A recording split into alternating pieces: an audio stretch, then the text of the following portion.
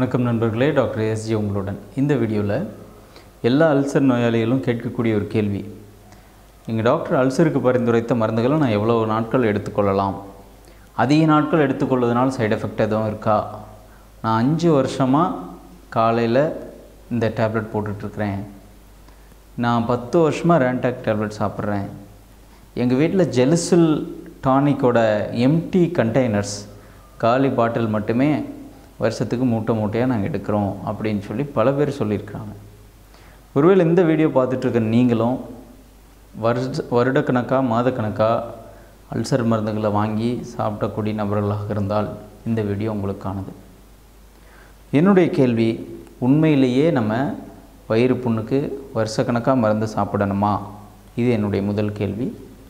இரண்டாவது கேள்வி, அப்படி வருடக்கணக்காக சாப்பிட்டா புண்ணு ஆறிடுதா? இது என்னுடைய இரண்டாவது கேள்வி. இந்த 2 கேள்விக்குமான பதில் நானே சொல்லியிருக்கிறேன்.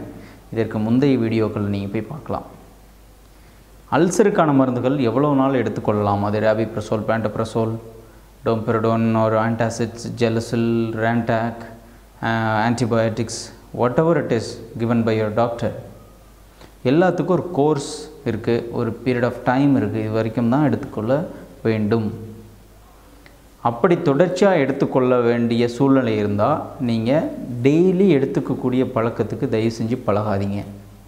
டெய்லி எனக்கு ஒமிப்ரசோல் போட்டால் தான் சார் இந்த நாள் ஓடும், டெய்லி ஒரு பேண்டாசிட் போட்டால் தான் அந்த நாள் எனக்கு ஓடுது அப்படின்னு சொல்லக்கூடிய பல பேர் நான் பார்க்குறேன். அதுக்கு மிக முக்கிய காரணம் நீங்கள் இன்னும் உங்களுடைய குடல் புண்ணை புரிஞ்சிக்காதது தான். நான் 100% சொல்கிறேன், குடல் புண்ணை 3 to 6 months அழகாக ஆற்ற முடியும். அதை நீங்கள் டெய்லி கத்தி வச்சு கட் பண்ணி விடுற மாதிரி கத்தி போன்ற தவறான உணவுகளை உள்ளே அனுப்புறதுனால இந்த புண்ணு மீண்டும் புதுமையாகுது. இது நீங்கள் செய்யாமல் இருந்தாலே அல்சரை குணமாக்கி விடலாம்.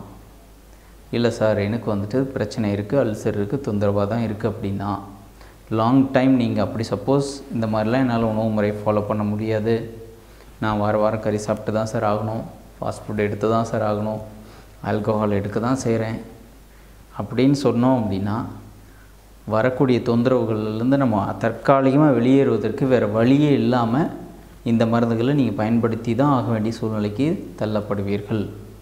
அப்படி நம்ம வருடக்கணக்காக மாதக்கணக்காக அந்த மருந்துகளை பயன்படுத்தும் பொழுது 2 விதமான சைடு எஃபெக்ட் வரதுக்கு வாய்ப்பு ரொம்ப அதிகம். ஒன்று, பிகம் அடிக்டட் டு இட், அந்த குறிப்பிட்ட மருந்துகளுக்கு நீங்கள் அடிக்ட் ஆகிறதுக்கு வாய்ப்பு இருக்குது. இல்லை சார், அடிக்ஷன் அப்படின்னா தூக்க மாத்திரைகள், இந்த ஆன்டிசைக்கோட்டிக் ட்ரக்ஸ் இதெல்லாம் சாப்பிட்டா தானே அடிக்ஷன் ஆகும், இது எப்படி அடிக்ஷன் ஆகும் அப்படின்னு நீங்கள் கேட்டிங்கன்னா, எந்த ஒரு பொருளும் இல்லாமல் என்னால் இருக்க முடியாதுன்ற நிலையே அடிக்ஷன் தான். ரேண்டாக் டேப்லெட் இல்லாமல் என்னால் இருக்க முடியாதுன்னு நீங்கள் நினைக்கிறீங்க பாருங்கள், அதுதான் அடிக்ஷன். அடிக்ஷன்றது போதை மருந்துகளுக்கு அடிக்ட் ஆகிறது மட்டும் அடிக்ஷன் கிடையாது.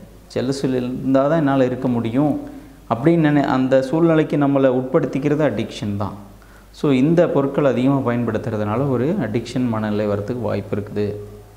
ரெண்டாவது, நம்ம உடலில் நம்ம H2 ரிசெப்டார் ஆன்டகோனிஸ்ட் என்று சொல்லக்கூடிய பொருட்களாக இருந்தாலும் சரி, புரோட்டான் பம்ப் இன்ஹிபிட்டர்ஸ் என்று சொல்லக்கூடிய இந்த ஜோல் அப்படின்னு முடியக்கூடிய மருந்துகள், ஒமிப்ரசோல், பேண்டப்ரசோல், ரேபிப்ரசோல், இந்த ஜோல் அப்படின்னு முடியக்கூடிய மருந்துகளாக இருந்தாலும் சரி, இவை அனைத்துமே நம்முடைய இயற்கையாக நடைபெறக்கூடிய அமில சுரப்புகளுக்கான நரம்பு செயல்பாடுகளை மட்டுப்படுத்தக்கூடியது. அப்படி மட்டுப்படுத்தி தான் அந்த அமில சுரப்பை கட்டுப்பாட்டுக்குள்ளே வைக்குது தற்காலிகமாக. இந்த தொடர்ச்சியாக மட்டுப்படுத்துறதுனால பொதுவாகவே உங்களுக்கு நரம்பு சம்பந்தமான சோர்வு வரத்துக்கு வாய்ப்பு ரொம்ப அதிகம். செயல்பாடுகள் குன்றி போகிறதுக்கு வாய்ப்பு அதிகம். நான் சொல்கிறது லாங் டைமாக எடுத்துக்கும் பொழுது உங்களுடைய மற்ற செயல்பாடுகளும் சேர்ந்து குறைஞ்சி போகிறதுக்கு வாய்ப்பு அதிகம். ஜீரண மண்டலத்தினுடைய ஜீரண திறன் குறைந்து போகிறதுக்கு வாய்ப்பு ரொம்ப அதிகம். ஆகவே ஏன் அப்படின்னா இவையெல்லாம் நரம்பு மண்டலங்களின் மீது ஒரு குறிப்பிட்ட ஆற்றலை உண்டு பண்ணி இந்த நரம்புகள் அமிலத்தை உற்பத்தி பண்ணாமல் பார்த்து கொள்ளக்கூடிய ஒரு சில தற்காலிக ஏமாற்று வேலை. அதாவது நம்ம உடம்பை நம்மளே ஏமாற்றி அந்த அமிலத்தை குறைக்கிறது. ஸோ அது தற்காலிகத்துக்கு ரொம்ப சிறந்தது. பட் நாள்பட்ட அல்லது வருடக்கணக்கில் எடுத்துக்கொள்வதற்கு ஏதுவானதாக நான் கருதவில்லை.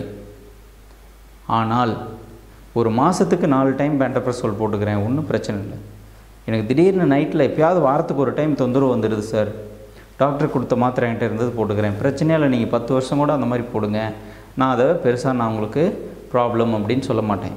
But if you are about to take every day, then there is a chance of getting some kind of side effects out of your drugs. அதுதான் நான் உங்களுக்கு வலியுறுத்த விரும்புகிறேன். இதற்கு என்ன சார் மாற்று அப்படின்னா, ஒரே ஒரு மாற்று தான். ஒருங்கிணைந்த மருத்துவம் என்று சொல்லக்கூடிய சித்த ஆயுர்வேத மருந்துகளையும் எடுத்துக்கொண்டு பிரச்சனைகள் திடீர்னு ஒரு அக்யூட்டாக ஒரு ப்ராப்ளம் வருவது அன்றைக்கு மட்டும் இந்த ஆன்டி அல்சர் ட்ரக்ஸை நீங்கள் பயன்படுத்தலாம். அப்படி செய்யும் பொழுது சைடு எஃபெக்ட்ஸின் அளவு மிக குறைவாக இருக்கும், மெயின் எஃபெக்ட்ஸ் மிக அதிகமாக இருக்கும். ஸோ கூட்டு மருத்துவ முறை மற்றும் சரியான உணவு முறை, இந்த உணவு முறையெலாம் நம்ம பல வீடியோக்களில் பேசியிருக்கிறோம், நீங்கள் உள்ளே போய் பாருங்கள்.